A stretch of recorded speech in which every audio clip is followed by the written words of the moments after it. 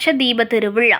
தமிழ் புத்தாண்டை முன்னிட்டு மயிலாடுதுறை திரு இந்தளூர் பரிமள ரெங்கநாதர் கோவிலில் லட்சதீப திருவிழாவில் தீப ஒளியில் மிளிர்ந்த கோவிலில் இரத்தினங்கி அலங்காரத்தில் உற்சவ மூர்த்திகள் ஊஞ்சலில் எழுந்தருளச் செய்து ஏராளமான பக்தர்கள் வழிபாடு செய்தனர். மயிலாடுதுறை திரு இந்தளூர் பரிமள ரெங்கநாதர் கோவிலில் தமிழ் புத்தாண்டை முன்னிட்டு 15ஆம் ஆண்டு லட்சதீப திருவிழா நடைபெற்றது.